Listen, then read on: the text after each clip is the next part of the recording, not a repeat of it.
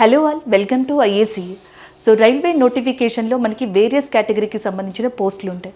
So వాటికి సంబంధించి ఆ ఎగ్జామ్కి ఎలా ప్రిపేర్ అవ్వాలి, వేరియస్ పోస్ట్కి సంబంధించి ఒకటే సిలబస్ ఉంటుందా లేదా ఏదైనా కామన్ టాపిక్స్ కామన్ సబ్జెక్ట్స్ ఉంటాయా, వాటిని ఎలా ప్రిపేర్ అవ్వచ్చు, అసలు ఈ రైల్వేస్ ఎగ్జామ్కి సంబంధించి ఎలాంటి సిలబస్ ఉంటుంది. నోటిఫికేషన్ పడగానే ప్రతి స్టూడెంట్కి ప్రతి అభ్యర్థికి ఫస్ట్ మైండ్లో రైజ్ అయ్యే డౌట్ ఏంటి అంటే మనకి అసలు సిలబస్ ఎలా ఉంటుంది, డిఫికల్టీనా ఈజీనా. ఒకవేళ సిలబస్ ఎక్కువ ఉంటే గనక సో మరి దాన్ని ఎలా ప్రిపేర్ అవ్వాలి, టైంని ఎలా మేనేజ్ చేసుకోవాలి. And next one, previous years క్వశ్చన్స్ని చాలామంది చదవమని చెప్తా ఉంటారు, వాటిని చదివితే అవే వచ్చేస్తాయా, లేదా చాలామంది చెప్పేది ఏంటంటే పేపర్ ఇప్పుడు రాను రాను మారిపోతూ వస్తుంది, కంప్లీట్గా డెప్త్గా వస్తుంది, అలాంటప్పుడు నేను వేరే ప్యాటర్న్ని పాత ప్యాటర్న్ని బేస్ చేసుకుని చదివితే సో దానివల్ల నష్టపోతానా లేకపోతే ఈజీగా ఎగ్జామ్ని నేను క్వాలిఫై అవుతానా. ఇలాంటివి చాలా చాలా డౌట్స్ ఉంటాయి. కొంతమందికి యాప్టిట్యూడ్ బాగా వచ్చు, జిఎస్ అనేది కొద్దిగా డల్ అవుతూ ఉంటారు. కొంతమందికి జిఎస్ బాగా వచ్చు కానీ ఎగ్జామ్ టైంలో మనకి ప్రాక్టీస్ సెక్షన్ టైంలో నెగిటివ్ మార్క్స్ని ఎక్కువగా పెడతా ఉంటారు. ఇలా వేరియస్ కేటగిరీ స్టూడెంట్స్ ఉన్నారు. వీళ్ళందరికీ ఒక సొల్యూషన్ కావాలి. సో జనరల్గా మాకు తెలిసింది అంటే మేము ఇంతమంది స్టూడెంట్స్తో మాట్లాడినప్పుడు ప్రీవియస్గా సెలెక్ట్ అయిన వాళ్ళ దగ్గర నుంచి కొన్ని మనం డిస్కషన్స్లో తీసుకున్నవి కావచ్చు, ఇలా వీటినన్నిటినీ ఒక దగ్గరికి తీసుకొచ్చి అసలు రైల్వేస్లో ఎలాంటి సిలబస్ ఉంటుంది, ఏదైనా ఒక స్ట్రాటజీ ఉందా, ఆ స్ట్రాటజీ ప్రిపేర్ అయితే మీకు టైం అనేది సేవ్ అవుతుందా సేవ్ అవ్వదా, ఒకవేళ టైం సేవ్ అయితే దాంట్లో ఉండే హర్డిల్స్ ఏంటి, దాన్ని ఎలా క్రాస్ చేయాలి, అండ్ దీనివల్ల మనం ఎగ్జామ్ని ఖచ్చితంగా క్వాలిఫై అవుతామా లేదా మ్యాక్సిమం మార్క్స్ తెచ్చుకుంటామా, ఒకవేళ ఇదంతా ప్రిపేర్ అయిన తర్వాత కూడా పేపర్ డిఫరెంట్గా ఇస్తే కట్ ఆఫ్ని ఎలా దాటాలి. సో ఇలాంటి వాటి మీదే ఈ వీడియో ఒకసారి చూద్దాం. ఈ రైల్వే రిక్రూట్మెంట్ నోటిఫికేషన్ని రిలీజ్ చేసినప్పుడు మనకి జనరల్గా ఎన్టీపీసీ కావచ్చు, railway protection force, group D, అలాగే అసిస్టెంట్ లోకో పైలట్ లాంటి వేరియస్ కేటగిరీకి సంబంధించిన ఎగ్జామ్స్ అనేవి కండక్ట్ చేయబడతాయి. ఈ వేరియస్ కేటగిరీస్లో ఉన్న ఎగ్జామ్స్ని కండక్ట్ చేసినప్పుడు వాటిలో ఒక కామన్ సబ్జెక్ట్గా జనరల్ అవేర్నెస్ని చెప్పొచ్చు. జనరల్ అవేర్నెస్ లేదా జనరల్ స్టడీస్ అన్నమాట. సో దీనికి సంబంధించి అసలు మనం ఎలా ప్రిపేర్ అయితే బాగుంటుంది, ఎందుకంటే ఈ సబ్జెక్ట్ అనేది ఏ కేటగిరీ ఆఫ్ పోస్ట్లోనైనా సరే ఒక గుడ్ స్కోరింగ్ని తెచ్చుకునే సబ్జెక్ట్. దీంట్లో పాజిటివ్ ఏంటి అంటే మనం కనుక ఎగ్జాక్ట్ స్ట్రాటజీని దీనికి అప్లై చేయగలిగితే పేపర్ అనేది ఏ లెవెల్లో ఇచ్చినా సరే ఒక స్కోర్ని, మ్యాక్సిమం స్కోర్ని మనం తీసుకోవచ్చు. నెగిటివ్ థింగ్ ఏంటి అంటే మనం ఎలా చదవాలి అనేది ఎగ్జాక్ట్గా తెలియనప్పుడు టైం అనేది ఎక్కువ పట్టేస్తుంది దీనికి. రెండోది, రివిజన్ చేసుకోవడానికి మనకి పాసిబిలిటీ చాలా తక్కువ ఉంటుంది. మూడోది, మనకి ఎగ్జామ్లో ఈ క్వశ్చన్ని అటెంప్ట్ చేసినప్పుడు ఆప్షన్స్లో కన్ఫ్యూజ్ అయ్యే అవకాశం ఉంటుంది. ఇవి జిఎస్ లేదా జిఏకి సంబంధించిన నెగిటివ్ థింగ్స్ అన్నమాట. సో వీటిని కూడా ఎగ్జాక్ట్గా ఒక స్ట్రాటజీని కనుక ప్రిపేర్ అయ్యగలిగితే, ఒక స్ట్రాటజీలో కనుక ప్రిపేర్ అవ్వగలిగితే వాటిని కూడా పాజిటివ్స్ చేసుకోవచ్చు. సో వాటి ద్వారా కూడా మ్యాక్సిమం స్కోర్ని మనం ఇంప్రూవ్ చేసుకుంటూ తెప్పించుకోవచ్చు. అలాంటి పాసిబిలిటీస్ ఏమన్నా ఉన్నాయా? సో స్టూడెంట్స్ కోసం అని చెప్పేసి ఇలాంటి ప్రాబ్లమ్స్ నుంచి వాళ్ళకి ఒక సొల్యూషన్ని తీసుకురావాలి అని చెప్పేసి ఈ వీడియో అనేది మనకి ఇవ్వడం జరుగుతుంది. దీంట్లో అసలు ఎలాంటి ప్రిపరేషన్ అయితే బాగుంటుంది, ఏ స్ట్రాటజీ అయితే బాగుంటుంది అనేది ఒకసారి ఇక్కడ చూద్దాం. ఇక్కడ మనం చూసినట్టయితే జనరల్ అవేర్నెస్కి సంబంధించి ఈ రైల్వేస్లో ఒక ఫేవరెట్ టాపిక్గా, ఫేవరెట్ సబ్జెక్ట్గా కూడా జీకే లేదా జనరల్ నాలెడ్జ్ని చెప్పచ్చు అనమాట. సో మ్యాక్సిమం స్కోర్ తెచ్చుకోవచ్చు, ఎక్కువ క్వశ్చన్స్ అనేవి రావడానికి అవకాశం ఉన్న కేటగిరీ ఇది. సో దీంట్లో కూడా మనకి జీకే అంటే చాలా వాస్ట్ ఉంటుంది కదా, ప్రతిదీ జనరల్ నాలెడ్జ్లోకి వస్తుంది కదా, అలాంటప్పుడు మనం ఎలాగ దీన్ని ప్రిపేర్ అవ్వచ్చు. సో దీంట్లో కూడా కొన్ని కేటగిరీస్ ఉన్నాయన్నమాట. సో ఫస్ట్ ప్రయారిటీ మనం రైల్వేస్కి ఇవ్వాలి.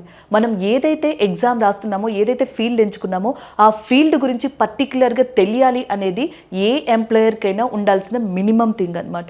మీరు రైల్వేస్ రాస్తున్నారు కాబట్టి రైల్వేస్ గురించి అట్లీస్ట్ మనకు ఒక నాలెడ్జ్ అనేది ఉండాలి. అది ఎగ్జామినర్ ఖచ్చితంగా మనకి చెక్ చేయడం జరుగుతుంది. అది ఎలా మీరు చెప్పగలుగుతారు అంటే previous years questions, based on previous years questions కనుక చూసుకున్నట్టయితే రైల్వేస్ యొక్క హిస్టారికల్ ఇంపార్టెన్స్ నుంచి క్వశ్చన్స్ ఉన్నాయి.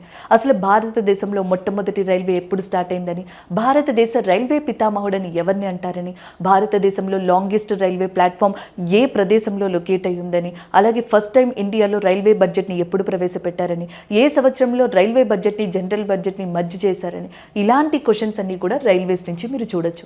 Next one, international organisation. Last time notification అప్పుడు రైల్వేస్ ఎగ్జామ్ పెట్టారు. సో ఆ రైల్వేస్ ఎగ్జామ్లో మనం పేపర్ ఎనాలిసిస్ ఇచ్చినప్పుడు చాలా వరకు గమనించింది ఏంటి అంటే మ్యాక్సిమం 90% ప్రతి పేపర్లో కూడా ఇంటర్నేషనల్ ఆర్గనైజేషన్ లేకుండా క్వశ్చన్ లేదు.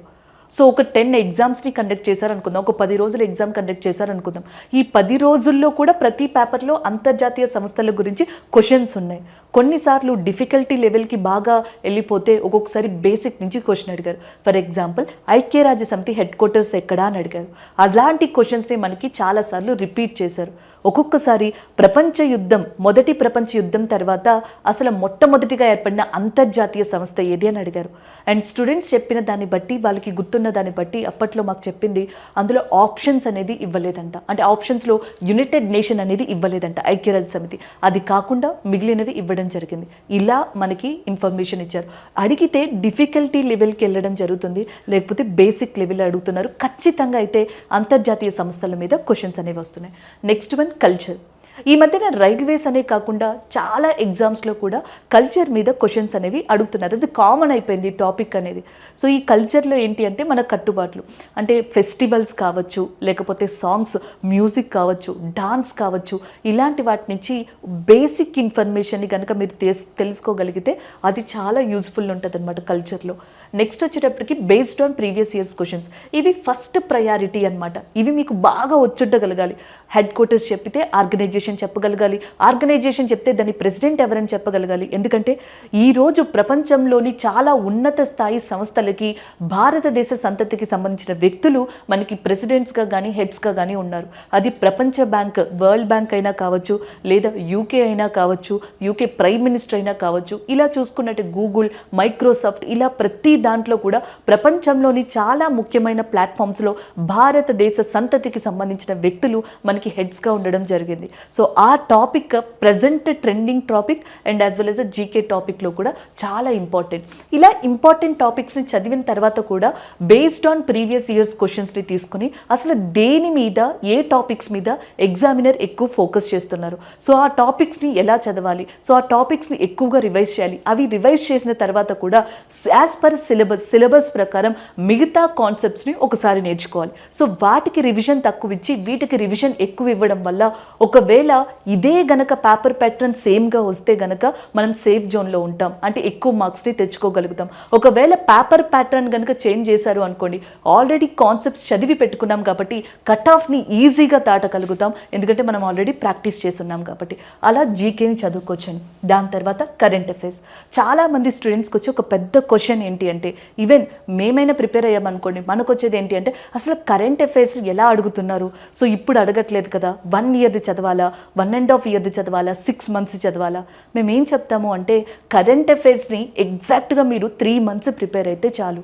ఈ 3 మంత్స్ ప్రిపేర్ అయితే చాలు అనే స్టేట్మెంట్ సింపుల్గా ఉన్నా ఇది కొంచెం కఠినంగానే ఉంటుంది ప్రాసెస్లో. ఇది 2 టైప్స్లో ఉంటుందండి ఈ 3 మంత్స్ ప్రిపరేషన్. ఒకటి, మంత్లీ మనకి ఒక మ్యాగజైన్ అనేది వస్తూ ఉంటుంది, కరెంట్ అఫైర్ మ్యాగజైన్. ఆ మ్యాగజైన్ తీసుకోండి. సో దాంట్లో ఇండెక్స్ అని చెప్పేసి ఉంటుంది. ఆ ఇండెక్స్లో చాలా మనకి కేటగిరీస్ ఉంటాయి. అన్ని కేటగిరీస్ని టచ్ చేయొద్దు, ఎందుకంటే ముందరగా మనం కొంత బెనిఫిట్ పొందాలి కాబట్టి మనం ఏం చేస్తాము అంటే నేషనల్ కరెంట్ అఫైర్స్, నెక్స్ట్ వచ్చేటప్పటికి సైన్స్ అండ్ టెక్నాలజీకి సంబంధించింది, నెక్స్ట్ స్పోర్ట్స్ కేటగిరీకి సంబంధించింది, ఒబిచరీస్కి సంబంధించింది, ఎవరైనా మరణించిన వ్యక్తులు కావచ్చు, లేకపోతే వార్తల్లో వ్యక్తులు కావచ్చు, నెక్స్ట్ స్పోర్ట్స్ కేటగిరీకి సంబంధించింది, నేషనల్ వైడ్కి సంబంధించింది, అలాగే నెక్స్ట్ వచ్చేటప్పటికి మనకి సైన్స్ అండ్ టెక్నాలజీ, వీటి కేటగిరీకి సంబంధించింది. ఇలా కొన్ని కేటగిరీస్ని, అన్నిటిలో కొన్ని వాటిని సెలెక్టివ్గా తీసుకుని వాటిని ప్రాక్టీస్ చేయండి. సింపుల్గా హెడ్లైన్ చదివి ఎందుకు అయిపోయింది అని చదవకుండా అసలు ఇది రావడానికి వెనకాల ఉన్న కారణాలు ఏంటి, దాంట్లో ఏమన్నా స్టాటిక్ జీకే పోర్షన్ ఉందా, అలాంటిది తెలుసుకోవడం వల్ల మీకు ఎక్కువ టైం పట్టచ్చేమో, కానీ అది చదువుతూ ఉంటే మీకు తెలియకుండానే 6 మంత్స్ దానికన్నా ముందరున్న కరెంట్ అఫైర్స్ని కూడా ఈ టాపిక్స్లో కవర్ చేయగలుగుతారు. 3 మంత్స్ కరెంట్ అఫైర్స్ని కనుక మీరు ఎగ్జాక్ట్గా ప్రాణం పెట్టి చదివితే సో మీకు 1 ఇయర్ లేదా 1.5 year current affairs previous years ఏవైతే ఉన్నాయో అవి కూడా మీకు నోట్స్ మేకింగ్లో వస్తాయి. సో దానివల్ల ఎంతవరకు ప్రిపేర్ అయ్యాం, ఎలా ప్రిపేర్ అయ్యాం అనే దానికన్నా ఎంత కాన్ఫిడెంట్గా కరెంట్ అఫైర్స్ని పెట్టగలం అనే దానిపైన మీ ఫోకస్ ఆటోమేటిక్గా మారిపోతుంది. స్కోరింగ్ అనేది జనరల్గా పెరుగుతుంది అనమాట. నెక్స్ట్ వన్ సైన్స్ కనుక చూసుకున్నాం అనుకోండి, రైల్వేస్ వాళ్ళకి ఒక ఫేవరెట్ సబ్జెక్ట్గా సైన్స్ అనే దాన్ని చెప్పొచ్చు అనమాట. సో ఈ సైన్స్లో మనకి ఫిజిక్స్, కెమిస్ట్రీ, బయాలజీ సో ఇలా రిలేటెడ్గా ఉండడం జరుగుతుంది. అయితే సైన్స్లో ఉన్న ఇక్కడ 2 థింగ్స్ ఏంటి అంటే, రైల్వేస్కి వచ్చేటప్పటికి సైన్స్లో ఎయిదర్ బేసిక్స్ మీద ఎక్కువ ఫోకస్ పెడతారు. విటమిన్స్ నామాలు ఏంటి, లేకపోతే విటమిన్స్ వల్ల లోపాల వల్ల ఏ వ్యాధులు వస్తాయి, హ్యూమన్ బాడీకి సంబంధించిన ఇంపార్టెంట్ ఆర్గన్స్ యొక్క ఫంక్షనింగ్ ఏంటి, అలా మొక్కల్లో కిరణజన్య సంయోగ క్రియ సంబంధించింది ఏంటి, మొక్కల యొక్క కణజాలానికి సంబంధించింది ఏంటి, ఇలాంటి క్వశ్చన్స్. ఒకవైపు డిఫికల్టీ లెవెల్కి వెళ్తే ఏమవుతుంది అంటే, ప్రీవియస్ ఇయర్ స్టూడెంట్స్తో మేము మాట్లాడినప్పుడు, ఎగ్జామ్ స్టూడెంట్స్తో మాట్లాడినప్పుడు వాళ్ళు సైన్స్లో ఫేస్ చేసిన డిఫికల్టీ ఫిజిక్స్ కెమిస్ట్రీ వచ్చేటప్పటికి ఏంటంటే మనకి కాంతి, ధ్వని, సౌండ్ కావచ్చు, లేకపోతే లైట్ కావచ్చు, ఇలాంటి కాన్సెప్ట్స్ మీద క్వశ్చన్స్ మనం చదువుతూ ఉంటాం, కాన్సెప్ట్స్ ప్రిపేర్ అవుతూ ఉంటాం. కానీ ఫిజిక్స్ కెమిస్ట్రీ నుంచి అక్కడ ఎక్కువగా ప్రాబ్లమ్స్ మీద ఎగ్జామినర్ కాన్సన్ట్రేట్ చేయడం జరిగింది. సో మనం ఇక్కడ ఏం చేస్తామంటే ప్రాబ్లమ్స్ మీద తక్కువ కాన్సన్ట్రేట్ చేసి అండ్ ఎక్కువ కాన్సెప్ట్ చదువుతూ ఉంటాం జనరల్గా ప్రిపరేషన్లో, అది ఎవరైనా సరే. అలా కాకుండా కనుక రెండింటినీ మీరు బ్యాలెన్స్డ్గా చదవగలిగితే ఎటు నుంచి ఎటు వచ్చినా సరే సైన్స్ క్వశ్చన్స్ని మీరు రాయగలరు అనమాట. అండ్ నెక్స్ట్ కనుక చూసుకున్నట్టయితే హిస్టరీ అండ్ పాలిటీ. దీంట్లో 2 మెథడ్స్ ఉన్నాయి. కాన్సెప్ట్ని మీరు ఓరియంటెడ్గా ప్రిపేర్ అవ్వచ్చు, లేదా ప్రీవియస్ ఇయర్స్ క్వశ్చన్స్ని హిస్టరీ, పాలిటీలో విపరీతంగా మీరు ప్రాక్టీస్ చేయగలిగితే, అంటే 1, 2 కాదు 5-6 సార్లు రివైజ్ చేయగలిగితే, రివిజన్కున్న పవర్ వేరండి. 44 ఆర్టికల్ అంటే ఎగ్జాక్ట్గా చెప్పగలగాల, 19 క్లాస్ 1 సబ్ క్లాస్ ఏ అంటే ఎగ్జాక్ట్గా చెప్పగలగాల. అలా ఎగ్జాక్ట్గా ఎప్పుడు చెప్పగలుగుతాం? మనం ఎక్కువగా ఎంసీక్యూస్ని కానీ ప్రీవియస్ ఇయర్స్ క్వశ్చన్స్ కానీ ప్రాక్టీస్ చేసినప్పుడు. అలా ప్రాక్టీస్ చేసినప్పుడు అనుకోకుండా మనం కాన్సెప్ట్ని కూడా నేర్చుకుంటాం. అది ఆటోమేటిక్గా మనకు అలవాటు అయిపోతుంది అనమాట. క్వశ్చన్ని గుర్తుపెట్టుకోవాలంటే మనకు అర్థం అవ్వాలంటే ఆ కాన్సెప్ట్ తెలియాలన్నమాట. సో ఈ కాన్సెప్ట్ అని కూర్చోకుండా, సో కాన్సెప్ట్స్ క్లాసెస్ అవుతున్న టైంలోనే ప్రీవియస్ ఇయర్స్ క్వశ్చన్స్ని సపోర్ట్ తీసుకుని రోజుకి ఒక 30 మినిట్స్ కనుక మీరు ప్రిపేర్ అవ్వగలిగితే, జియోగ్రఫీ, ఎకానమీ, హిస్టరీ, పాలిటీ కనుక, సో దానివల్ల మీరు ప్రీవియస్ ఇయర్స్ క్వశ్చన్స్ నుంచి మళ్ళీ రిపీట్ అయినా ఆన్సర్ పెడతారు, లేదా నార్మల్గా కూడా ఎంసీక్యూస్లో తప్పిపోకుండా, అంటే కన్ఫ్యూజ్ అవ్వకుండా ఎగ్జాక్ట్గా ఆన్సర్ని యాక్యురసీతో పెట్టడానికి పాసిబిలిటీ ఉంటుంది అనమాట. జియోగ్రఫీ చదివినా, లేకపోతే మీరు పాలిటీ చదివినా, ఎకానమీ చదివినా అవి చాలా వరకు కరెంట్ అఫైర్స్లో కవర్ అవుతాయి. ఈవెన్ కరెంట్ అఫైర్స్ చదివారు అనుకోండి, 20% జీకే అనేది కవర్ అయిపోతుంది. ఏదైనా ఫర్ ఎగ్జాంపుల్ ఇప్పుడు మనకి కవచ్ అనే సిస్టమ్ గురించి రైల్వేస్లో వార్తల్లోకి వచ్చింది. అది రైల్వేస్ జీకేలోకి వస్తుంది, కరెంట్ అఫైర్స్లో కూడా రావడం జరుగుతుంది. అది సైన్స్ అండ్ టెక్నాలజీ విషయంలో కూడా చదవచ్చు. అలా కొన్ని టాపిక్స్ మనకి అనుకోకుండానే చాలా సబ్జెక్ట్స్ని కవర్ చేసుకుంటూ వస్తూ ఉంటాయి. అలాంటి వాటిని ఒక కేటగరైజ్ చేసుకుని, నోట్స్ చేసుకుని దాన్ని రివైజ్ చేయగలగాలి. ఇలా గనక జనరల్ అవేర్నెస్ ప్రిపేర్ అయితే ఇది మనకి చాలా కష్టంగానే అనిపిస్తుంది. మీరు 1 వీక్ కనుక నేర్చుకున్నారనుకోండి, నెక్స్ట్ వీక్ వేరే టాపిక్స్ చదవండి.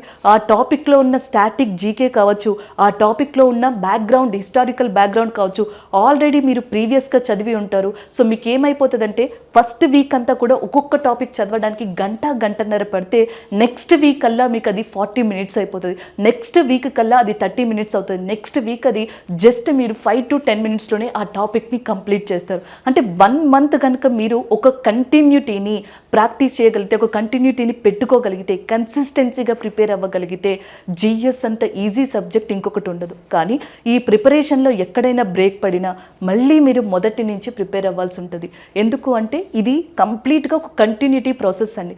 1 మంత్ మీకు ఏ హర్డిల్ వచ్చినా నాకు రైల్వే ఎగ్జామ్ అనేది లక్ష్యం, నేను ఇలా ప్రిపేర్ అవుతాను. రోజులో ఎప్పుడైనా ప్రిపేర్ అవ్వండి. రోజుకి 2 గంటలు ప్రిపేర్ అవ్వాలి. అది మార్నింగా, సాయంత్రమా, మీ ఇష్టం. ఈ 2 గంటలు కూడా దీంట్లో దేనికి ఫస్ట్ ప్రిఫరెన్స్ ఇవ్వాలి, దాన్ని ఎలా రివైజ్ చేయాలి, రివైజ్ చేసిన దాన్ని ఎలా గుర్తుపెట్టుకోవాలి, మళ్ళీ ఎలా తిరిగి రివైజ్ చేయాలి, ఇంక ఇదే పని మీద కనుక ఒక 1 మంత్ మీరు జనరల్ అవేర్నెస్ని ప్రిపేర్ అవ్వగలిగితే, మీరు పేపర్ డిఫికల్టీయా, ఈజీయా, మోడరేటా అని అస్సలు ఆలోచించరు. 20 క్వశ్చన్స్ కదా, ఇందులో నేను ఒక 15 క్వశ్చన్స్ని చేయగలను, లేదా 16 క్వశ్చన్స్ని చేయగలను. మిగిలిన 2 క్వశ్చన్స్లో నాకు ఏదైనా కాన్సెప్ట్ వచ్చే పాసిబిలిటీ ఉందా, మనం ఏదైనా ఆన్సర్ పెట్టే పాసిబిలిటీ ఉందా, ఇలా ఆలోచిస్తారు. జనరల్ అవేర్నెస్కి టాపరా లేకపోతే బ్యాక్ బెంచరా, స్మార్ట్ పర్సనా, హార్డ్ వర్కరా, ఇవేమీ పనిచేయవండి. జనరల్ అవేర్నెస్లో ఎప్పుడూ కూడా ఎలా చదవాలి, ఎంత ప్రాక్టీస్ ఉండాలి, ఈ రెండే దీనికి సక్సెస్ఫుల్ మంత్రాగా ఇప్పటి వరకు most of the successful persons చెప్పినవి. చాలామంది సక్సెస్ఫుల్ స్టూడెంట్స్ కావచ్చు, పర్సన్స్ కావచ్చు, జనరల్ అవేర్నెస్కి చెప్పేది practice practice practice.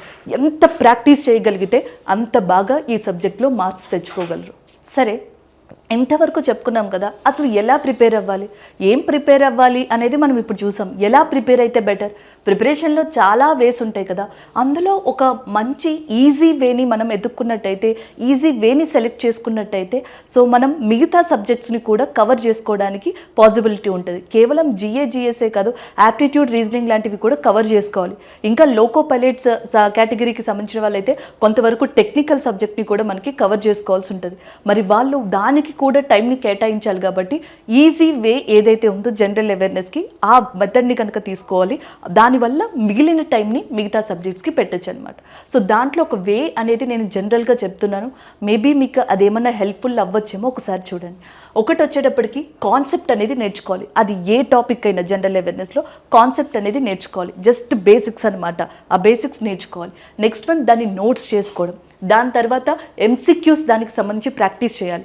And next వచ్చేటప్పటికి రివైజ్. ఏదైనా టాపిక్ తీసుకోండి, దాని కాన్సెప్ట్ అంటే మరీ డెప్త్గా వెళ్ళిపోయి మనం రీసెర్చ్ చేసే కన్నా అసలు ఏంటి అనేది తెలుసుకొని దానికి సంబంధించిన నోట్స్ తీసుకొని అండ్ ఎంసిక్యూస్ ఆ టాపిక్ రిలేటెడ్గా మనకి ప్రాక్టీస్ చేసుకొని దాన్ని మళ్ళీ మళ్ళీ రివైజ్ చేయగలిగితే, ఈ ప్రాసెస్ని మీరు జనరల్ అవేర్నెస్కి అప్లై చేయగలిగితే మీకు నెగిటివ్ మార్క్స్ వచ్చే స్టూడెంట్స్ ఎవరైతే ఉన్నారో, చాలామంది 10 క్వశ్చన్స్ పెట్టారు అనుకోండి, 10 క్వశ్చన్స్ అటెంప్ట్ చేశారనుకోండి, అందులో 4 కరెక్ట్ అవుతాయి, 6 రాంగ్ అవుతూ ఉంటాయి. కొంతమందికి 5 కరెక్ట్ అవుతాయి, 5 రాంగ్ అవుతూ ఉంటాయి. కొంతమందికి ఏంటి అంటే 3 కరెక్ట్ అవుతాయి, 2 రాంగ్ అవుతూ ఉంటాయి. ఇట్లా అవుతాయి. సో ఎవరైతే మనకి ఎక్కువగా రాంగ్ క్వశ్చన్స్ అనేవి పెడతా ఉన్నారో, లేకపోతే నెగిటివ్కి వెళ్ళిపోతూ ఉన్నారో, అలాంటి వాళ్ళకి ఈ ప్రిపరేషన్ వల్ల ఎక్కువ రివైజ్ చేయగలుగుతారు కదా, నెగిటివ్ మార్క్స్ని తగ్గించుకోవడానికి ఒక పాసిబిలిటీ అనేది ఉంటుంది అనమాట. అది ఒక బెనిఫిట్. రెండోది ఏంటి అంటే, మనం చదువుకుంటా వెళ్ళిపోతున్నాం కానీ అసలు మన దగ్గర ఏ నోట్స్ ఉంది, ఎంతవరకు కాన్సెప్ట్స్ చదివిన దాని మీద ఎంతవరకు రాయగలిగాం, అదొక క్లారిటీ అనేది మీకు వస్తుంది. ఎప్పుడైతే క్లారిటీ అనేది వచ్చిందో మనకు ఒక కాన్ఫిడెన్స్ వచ్చేస్తుంది. ఈ టాపిక్స్ మీద ఇవ్వగలిగితే నేను రాస్తాను, ఈ టాపిక్స్ మీద ఇవ్వగలిగితే అట్లీస్ట్ నేను ఆప్షన్స్ని చూసి అయినా సరే దాన్ని ఎనాలిసిస్ చేసి నేను పెట్టగలను, ఎందుకంటే ఆ కాన్సెప్ట్ని నేను ఆల్రెడీ చదివి ఉన్నాను, నా దగ్గర నోట్స్ ఉంది. సో ఇలాగా ఒక క్లారిటీ, కాన్ఫిడెన్స్ గనక మీకు ఈ వేలో మనకి క్రియేట్ చేయగలిగితే, ఈ వేలో రాగలిగితే, అది 100% జనరల్ అవేర్నెస్లో చాలా పెద్ద అడ్వాంటేజ్ అవుతుందండి. అండ్ నెక్స్ట్ వన్, మరి కాన్సెప్ట్ అంటున్నారు, నోట్స్ అంటున్నారు, అసలు ఎలా చెయ్యాలి, మీరు చెప్పింది ఎలా పాసిబిలిటీ అవుతుంది? దానికోసమని నేను ఒక ఎగ్జాంపుల్గా ఒక టాపిక్ తీసుకున్నాను, వందే భారత్ ట్రైన్స్. సో ఈ వందే భారత్ ట్రైన్స్ టాపిక్ ఉంది చూసారా, ఈ టాపిక్ వచ్చేటప్పటికి మనకి జనరల్గా చూసినట్టయితే అది కరెంట్ అఫైర్స్కి సంబంధించిన టాపిక్ అనమాట. రీసెంట్గా ప్రైమ్ మినిస్టర్ నరేంద్ర మోడీ గారు మనకి ఈ వందే భారత్ ట్రైన్స్ని ఇంకొన్ని అంటే 9 ట్రైన్స్ని ఇండియాలో స్టార్ట్ చేసేందుకు ఇటీవల యాక్సెప్టెన్సీ తెలపడం జరిగింది. ప్రజెంట్గా మనకి 25 వందే భారత్ ట్రైన్స్ ఉన్నాయి. ఇప్పుడు కొత్తగా ఈ 9 వందే భారత్ ట్రైన్స్ రావడం వల్ల టోటల్గా 34 వందే భారత్ ట్రైన్స్ ఇండియాలో మనకి రన్ అవుతాయి. ఇది కరెంట్ అఫైర్. కానీ ఈ కరెంట్ అఫైర్ని మీరు పర్ఫెక్ట్గా ప్రిపేర్ అయ్యారనుకోండి, దాంట్లో స్టాటిక్ జీకే కవర్ అవుతుంది, కొంతవరకు హిస్టరీ పోర్షన్ కవర్ అవుతుంది, కొంతవరకు జాగ్రఫీ పోర్షన్ కూడా కవర్ అవుతుంది. సో ఒకే కాన్సెప్ట్ వల్ల ఇన్ని సబ్జెక్ట్స్ అనేవి కవర్ అవుతాయి. ఎలా కవర్ అవుతాయంటే సేమ్ ఇదే ప్రొసీజర్ వల్ల. వందే భారత్ ట్రైన్స్ ఇండియాలోనే ఫాస్టెస్ట్ ట్రైన్స్గా చెప్తాం. భారతదేశంలో అత్యంత వేగంగా ప్రయాణించే రైలు. దీన్ని మొదటిగా ట్రైన్ 18 అని చెప్పేసి తీసుకొచ్చారు. దాని తర్వాత వందే భారత్ ట్రైన్స్గా తీసుకొచ్చారు. అయితే ఎందుకు ఈ టాపిక్ స్టార్ట్ చేసామో గుర్తుంది కదా, కరెంట్ అఫైర్స్ సబ్జెక్ట్ అని చెప్పేసి ఈ టాపిక్ స్టార్ట్ చేశాం. భారతదేశంలో భారతదేశ ప్రధాని అయిన నరేంద్ర మోడీ గారు ఇంకొన్ని అంటే 9 మనకి వందే భారత్ నూతన రైళ్లని ప్రారంభించడానికి అంగీకారం తెలిపారు. దీంతో భారతదేశంలో ఆల్రెడీ అమల్లో ఉన్న 25 వందే భారత్ రైళ్లు కాస్త 34 వందే భారత్ ట్రైన్స్ కింద మారనున్నాయి. సో అది కరెంట్ అఫైర్, అక్కడతో తెలుసుకున్నారు అయిపోయింది. కానీ దాని నోట్స్ మేకింగ్ అనేది ఎలా ఉండాలి? వందే భారత్ ట్రైన్స్ ఏవైతే ఉన్నాయో ఇండియాలో ఫాస్టెస్ట్ ట్రైన్స్ కేటగిరీకి సంబంధించింది.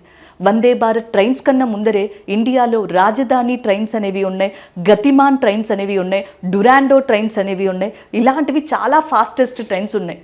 అయితే ఇప్పుడు మనకి ప్రజెంట్ మాత్రం వీటన్నిటినీ కూడా కంప్లీట్గా మనకి తోసిపుచ్చి ఫాస్టెస్ట్ ట్రైన్గా ఈ వందే భారత్ ట్రైన్ అనేది ఉందన్నమాట. దీనికి సంబంధించిన ఒకసారి బ్యాక్గ్రౌండ్ ఇన్ఫర్మేషన్ కూడా చూడాలి. భారతదేశం జనరల్గా చూసుకున్నట్టయితే ప్రపంచాలలో రైల్వే నెట్వర్క్ సంస్థలకి సంబంధించి 4th పొజిషన్లో ఉందంట. ఎందుకంటే ఫస్ట్ పొజిషన్లో ఆల్రెడీ మనకి యుఎస్ఏ, సెకండ్ పొజిషన్లో చైనా అండ్ థర్డ్ పొజిషన్లో రష్యా ఉన్నాయి. రైల్వే నెట్వర్క్ లేదా నేషనల్ రైల్వే సిస్టమ్కి సంబంధించి ప్రపంచంలో టాప్ 3 కంట్రీస్గా వీటి చెప్పచ్చు. 4th పొజిషన్లో ఇండియా ఉందన్నమాట. ఎప్పుడో 1834-30 ప్రాంతంలో రైల్వేస్ అనే విషయం అనే ఏదైతే టాపిక్ ఉందో అది భారతదేశంలో సర్క్యులేట్ అవ్వడం స్టార్ట్ అయింది. అప్పుడు మొదలైన దాని ప్రస్థానం ఇప్పటిదాకా డిఫరెంట్ మార్పులు చెందుతూ సాగుతూనే ఉంది. అలా ప్రపంచంలో దాని యొక్క స్థానాన్ని 4th పొజిషన్లో మనం ఉంచడం జరిగిందనమాట. అయితే మనకి ప్రపంచంలో ఇప్పుడు ఈ ఫాస్టెస్ట్ ట్రైన్స్ ఏవైతే ఉన్నాయో ఆ కాన్సెప్ట్ ఏ కంట్రీ నుంచి వచ్చింది అంటే జపాన్ అనే కంట్రీ నుంచి వచ్చింది. జపాన్లో మొదటిగా మనకి షాంఘై ట్రైన్ అనే దాన్ని ఫాస్టెస్ట్ ట్రైన్గా తీసుకొచ్చారంటే దాన్ని బుల్లెట్ ట్రైన్గా చెప్పడం జరిగింది. దాని తర్వాత అదే టెక్నాలజీని యూరోపియన్ కంట్రీలు మనకి అలవాటు చేసుకున్నాయి. జర్మనీ, ఇటలీ, ఫ్రాన్స్, స్పెయిన్ ఇలాంటి కంట్రీలన్నీ కూడా ఆ టెక్నాలజీని వాళ్ళ కంట్రీస్లో కూడా ఇంప్లిమెంట్ చేయడం స్టార్ట్ చేశాయి.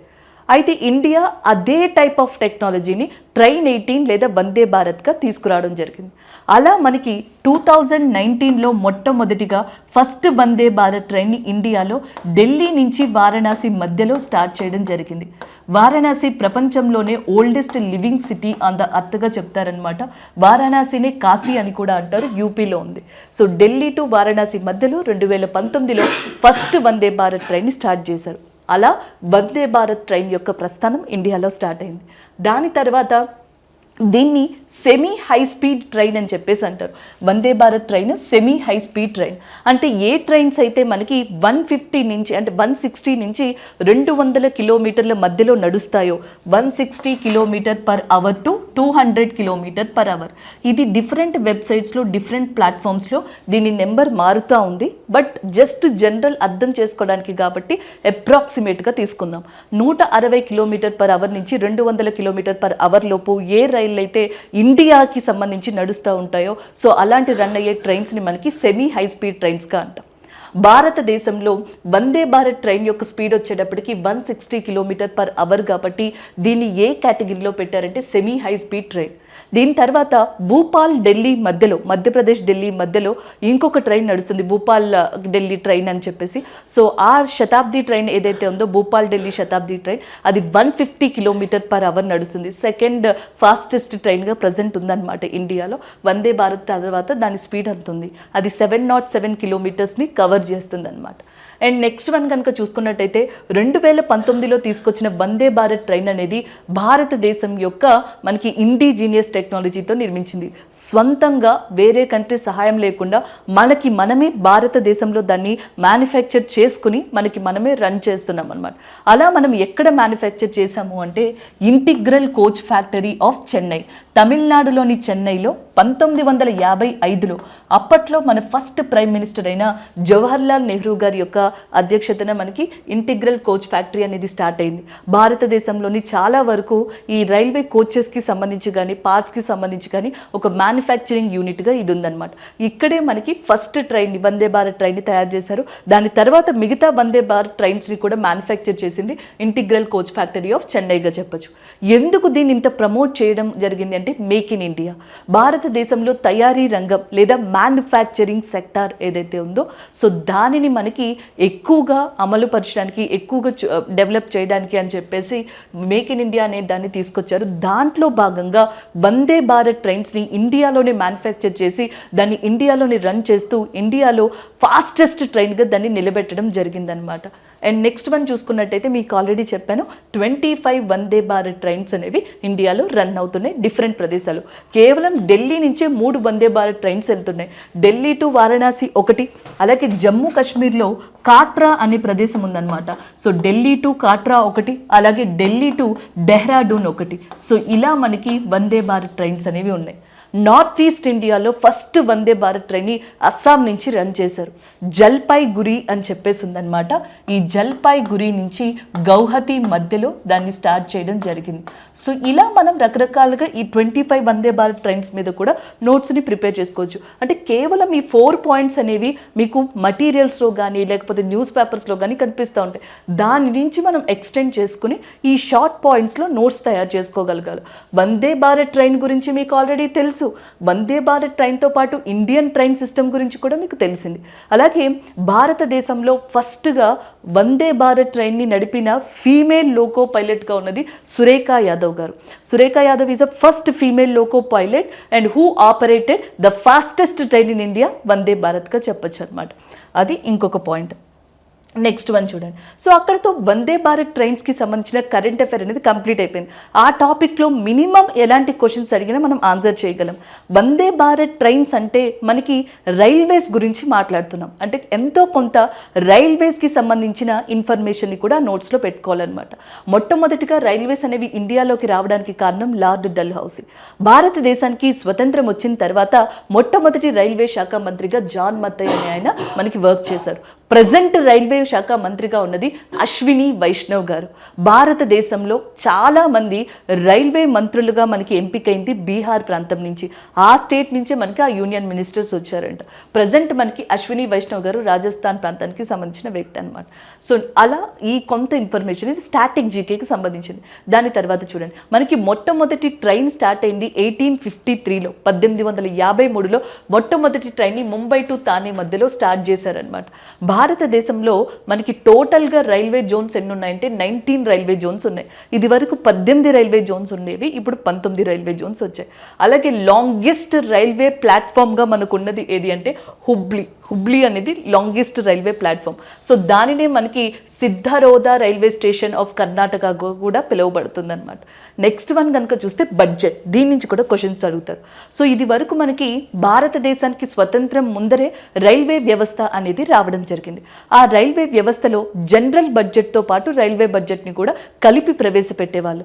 అయితే 1920 ఆ ప్రాంతంలో ఎక్వర్త్ కమిటీ ఏదైతే ఉందో సో అది కొన్ని సలహాలు ఇచ్చింది. రైల్వే బడ్జెట్ని సెపరేట్గా ప్రవేశపెట్టమని అడిగింది.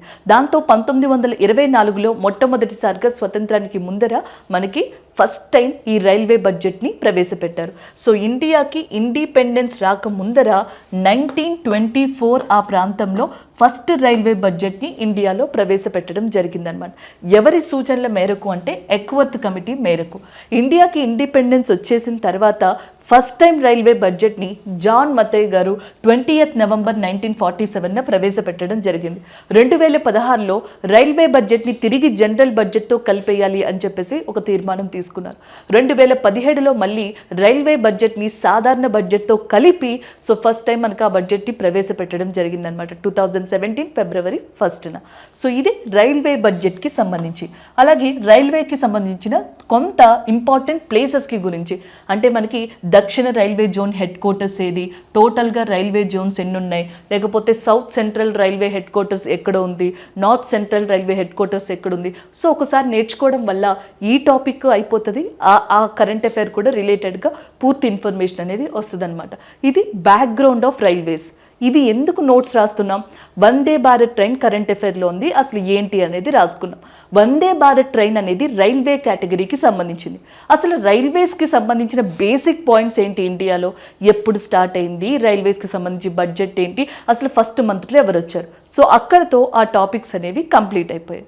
సో దీనివల్ల ఏమవుతుంది అంటే వందే భారత్ ట్రైన్కి సంబంధించి డైరెక్ట్గా కరెంట్ అఫైర్ ఇచ్చిన ఆన్సర్ పెడతారు, స్టాటిక్ జీకే క్వశ్చన్ ఇచ్చిన ఆన్సర్ పెడతారు, హిస్టారికల్ బ్యాక్గ్రౌండ్ ఇచ్చిన ఆన్సర్ పెడతారు. అయితే ఇటీవల ఇంకొక కరెంట్ అఫైర్ కూడా వచ్చింది. వందే భారత్ ట్రైన్స్ ఉన్నాయి చూసారా, సో వందే భారత్ ట్రైన్స్ని ఎక్కడ మ్యానుఫ్యాక్చర్ చేస్తున్నారు? Integral coach factory. సో దాంట్లో బర్డెన్ పెరిగిపోవడం వల్ల మహారాష్ట్ర లాంటి ప్రాంతాల్లో కూడా దాని మ్యానుఫ్యాక్చరింగ్ యూనిట్స్ని ఎస్టాబ్లిష్ చేయనున్నట్టు గవర్నమెంట్ ఆఫ్ ఇండియా చెప్పడం జరిగింది. అంటే భారతదేశంలో మనకి రైల్వే మ్యానుఫ్యాక్చరింగ్ సెంటర్స్ ఏవైతే ఉన్నాయో అవి చాలా ఇంపార్టెంట్ అన్నమాట. ఇవి జీకే టాపిక్గా కూడా మీకు పనికొస్తాయి. భారతదేశంలో చిత్తరంజన్ లోకోమోటివ్ వర్క్స్ అనేది రైల్వే యొక్క మ్యానుఫ్యాక్చరింగ్ యూనిట్. ఇది ఎక్కడుందంటే వెస్ట్ బెంగాల్లో చిత్తరంజన్ అనే ప్రదేశంలో. డీజిల్ లోకోమోటివ్ని ఎక్కడ తయారు చేస్తారంటే Varanasi, Uttar Pradesh. Integral coach factory ఇప్పుడే చెప్పుకున్నాం, Chennai, Tamil Nadu area. So next one, and next వచ్చేటప్పటికి రైల్ కోచ్ ఫ్యాక్టరీ అని చెప్పేసి ఉంది. ఇది చాలాసార్లు ఎగ్జామ్స్లో రిపీటెడ్గా అడిగిన ప్రీవియస్ క్వశ్చన్ అనమాట. రైల్ కోచ్ ఫ్యాక్టరీ ఇండియాలో ఎక్కడ ఉంది అని చెప్పేసి కపూర్తల, పంజాబ్లో ఉంది. రైల్ వీల్ ఫ్యాక్టరీ అనేది బెంగళూరులో ఉంది, కర్ణాటక. మోడ్రన్ కోచ్ ఫ్యాక్టరీ అనేది రాయ్ బరేలీ, ఉత్తరప్రదేశ్లో లొకేట్ అయింది. అంటే ఉత్తరప్రదేశ్లోకి వచ్చేటప్పటికి వారణాసి అనే ప్రదేశంలోనేమో మీకు ఒక ఇంపార్టెంట్ థింగ్ అనేది లొకేట్ అయి ఉంది, డీజిల్ లోకోమోటివ్. అలాగే ఉత్తరప్రదేశ్లోని రాయ్ బరేలీలో మోడ్రన్ కోచ్ ఫ్యాక్టరీ అనేది లొకేట్ అయి ఉంది. సో మీకు దీనివల్ల మ్యానుఫ్యాక్చరింగ్ యూనిట్స్ నోట్స్ వచ్చింది, రైల్వే వ్యవస్థ నోట్స్ వచ్చింది, వందే భారత్కి సంబంధించిన కరెంట్ అఫైర్ నోట్స్ అనేది ఉందన్నమాట. సో నెక్స్ట్ వన్, ఇప్పుడు కాన్సెప్ట్ నేర్చుకున్నాం, అలాగే నెక్స్ట్ వచ్చేటప్పటికి నోట్స్ ప్రిపేర్ చేసుకున్నాం, ఎంసీక్యూస్ చేయాలి. సో ఎంసీక్యూస్ చూద్దాం. So what is the Vande Bharat express? Vande Bharat express fastest train ఎప్పుడు స్టార్ట్ అయింది అంటే 2019 ఇలా పెడతారు. కానీ what is Vande Bharat train అని అడుగుతున్నారు. లగ్జరీ క్రూజ్ లైనరా, లేకపోతే next bullet train operated by Indian రైల్వేసా, నెక్స్ట్ ఆ semi high speed train operated by Indian రైల్వేసా, అండ్ ఎలక్ట్రిక్ కారా అని చెప్పేసి అడుగుతున్నారు. సో మనం ఆల్రెడీ చెప్పుకున్నాం, ఇండియన్ రైల్వేస్ ఏదైతే సెమీ హై స్పీడ్ ట్రైన్స్ని రన్ చేస్తున్నాయో అవి 160 km/h నుంచి 200 km/h లోపు ఉంటాయి. సో వాటిని మనకి సెమీ హై స్పీడ్ ట్రైన్స్ అంటారు. వందే భారత్ ట్రైన్ ఇండియాలో 160 km/hతో నడుస్తుంది కాబట్టి దాన్ని ఏ కేటగిరీలో పెట్టారంటే మనం ఏం ఆన్సర్ చెప్పుకున్నాం. So that is nothing but semi high speed ట్రైన్గా చెప్పుకున్నాం. సో ఇక్కడితో ఎంసీక్యూ అయిపోయింది. ఇది ఇక్కడ మనం మిగతావి ఎక్స్ప్లెయిన్ చేసుకోవడానికి అంత పాసిబిలిటీ లేదు కాబట్టి ఆపేస్తున్నాం. మీరు ఎంసీక్యూస్ చేసినప్పుడు రోజుకి ఆ టాపిక్ ఏదైతే చదువుతారో దానికి సంబంధించి ఒక 5 ఎంసీక్యూస్ చేయండి, లేకపోతే కుదరకపోతే ఒక 3 ఎంసీక్యూస్ చేయండి. సో దానివల్ల పూర్తిగా ఆ క్వశ్చన్ని నేర్చుకోగలుగుతారు. దాంతోపాటు కింద ఉన్న ఆప్షన్స్ని కూడా మనం నేర్చుకోగలం. భారతదేశంలో డిఫరెంట్ కైండ్ ఆఫ్ టూరిజానికి సంబంధించిన ట్రైన్స్ ఉన్నాయి. బుద్ధిజం సర్క్యూట్కి సంబంధించిన ట్రైన్స్ ఉన్నాయి, రామాయణ యాత్రకి సంబంధించిన ట్రైన్స్ ఉన్నాయి. అలాగే నెక్స్ట్ వచ్చేటప్పటికి ప్యాలెస్ ఆన్ వీల్స్ లాంటి టూరిజం లగ్జరియస్ ట్రైన్స్ ఉన్నాయి. సో అలా ఆప్షన్స్ని కూడా తెలుసుకోవచ్చు. సో నేను చెప్పినట్టుగా కాన్సెప్ట్ అనేది మీకు నాకు తెలిసి వచ్చే ఉంటుంది. ఇక్కడ మనం చూడొచ్చు. సో నేను ఫస్ట్ ఆల్రెడీ చెప్పాను మీకు, కాన్సెప్ట్ నేర్చుకోవాలి, నోట్స్ ప్రిపేర్ చేసుకోవాలి, ఎంసీక్యూస్ చేసుకోవాలి, అండ్ ఫైనల్గా రివిజన్ అనేది ముఖ్యం. ఇన్ని చేసి కూడా రివిజన్ లేకపోతే దీనికి రిజల్ట్ అనేది ఉండదన్నమాట. సో రివిజన్ కూడా అంతేనండి. ఏ టాపిక్ అయితే అనుకుంటున్నామో దాన్ని ఒకసారి అనుకోవాలి. ఏ టాపిక్ గురించి ఇప్పటి వరకు మనం మాట్లాడుకున్నామంటే వందే భారత్ ట్రైన్స్ని ఇంకా ఎక్స్టెండ్ చేస్తారంటే ఇండియాలో ప్రజెంట్ 25 ఉన్నాయి, ఇప్పుడు అవి కాస్త ఎక్స్టెండ్ చేస్తే 34 అవుతాయంట. అసలు వందే భారత్ ట్రైన్ అంటే సెమీ హై స్పీడ్ ట్రైన్. ఇండియాలో 2019లో ఢిల్లీ టు వారణాసి స్టార్ట్ అయింది. సో అలాగే 160 km/h అనేది దాని యొక్క మ్యాక్సిమం స్పీడ్గా ఉంది. ఇంటిగ్రల్ కోచ్ ఫ్యాక్టరీ ఆఫ్ చెన్నైలో దాన్ని మనకి మ్యానుఫ్యాక్చర్ చేశారు. అలాగే మ్యానుఫ్యాక్చరింగ్ యూనిట్స్ గురించి కూడా మనం చదువుకున్నాం. అండ్ ఇంటిగ్రల్ కోచ్ ఫ్యాక్టరీ చెన్నైలో ఉంది. రైల్ కోచ్ ఫ్యాక్టరీ అనేది Kapurthala which is located in Punjab ఏరియాలో ఉంది. అలాగే నెక్స్ట్ డీజిల్ లోకోమోటివ్ వచ్చేటప్పటికి వారణాసి, ఉత్తరప్రదేశ్లో ఉంది. అలాగే మోడ్రన్ కోచ్ ఫ్యాక్టరీ అనేది రాయ్ బరేలీ, ఉత్తరప్రదేశ్లో ఉంది. Next one, data of railways. ఏం చదివాం మనం? ఫాదర్ ఆఫ్ ఇండియన్ రైల్వేస్ అని చెప్పేసి లార్డ్ డల్హౌసీని పిలుస్తారు. అలాగే నెక్స్ట్ ఫస్ట్ రైల్వే మినిస్టర్గా జాన్ మత్తయ్, ప్రజెంట్ రైల్వే మినిస్టర్గా మనకి అశ్విని వైష్ణవ్ గారు. Total railway Jones in India 19 ఉన్నాయి. 1924లో రైల్వే బడ్జెట్ని స్టార్ట్ చేశారు. 2017లో మళ్ళీ ఆ రైల్వే బడ్జెట్ని సాధారణ బడ్జెట్తో మనకి మర్జ్ చేశారు. అలాగే నెక్స్ట్ ఈ రైల్వే బడ్జెట్ సెపరేట్గా రావడానికి ఏ కమిటీ కారణం అంటే యాక్వర్త్ కమిటీ కారణం. అలాగే మనం ఎంసీక్యూస్ని కూడా మనం ఇక్కడ ప్రిపేర్ అయ్యాం. ఏ ఎంసీక్యూ అది? వందే భారత్ ట్రైన్ ఎలాంటిది అని చెప్పేసి, అది మనకి సెమీ హై స్పీడ్ ట్రైన్ అని చెప్పేసి మనం డిస్కస్ చేసుకోవడం జరిగింది. ఇలాగ గనక ప్రతి కాన్సెప్ట్ని, అంటే మనం ఏదైతే సిలబస్లో ఇంపార్టెంట్ అనుకున్నామో ఆ కాన్సెప్ట్స్ని కనుక ప్రిపేర్ అయితే మీకు మ్యాక్సిమం స్కోర్ అనేది రావడానికి బాగుంటుంది. సో ఇది చెప్పడానికి నార్మల్గా చాలా ఈజీగానే అనిపిస్తుంది నాకు, కానీ ప్రిపేర్ అవ్వడం ఎంత కష్టం మీకు మీ వైపు నుంచి అనేది అది మేము అర్థం చేసుకోగలం. కాకపోతే ఫస్ట్లో కష్టంగానే అనిపిస్తుంది అండి, ఎక్కువ టైం తీసుకుంటుంది. ఎందుకంటే ఏదైనా మనకి ఒక రాని విషయాన్ని, కొత్త విషయాన్ని తెలియని విషయాన్ని నేర్చుకున్నప్పుడు టైం వెచ్చించాల్సి ఉంటుంది, టైం పెట్టాల్సి ఉంటుంది.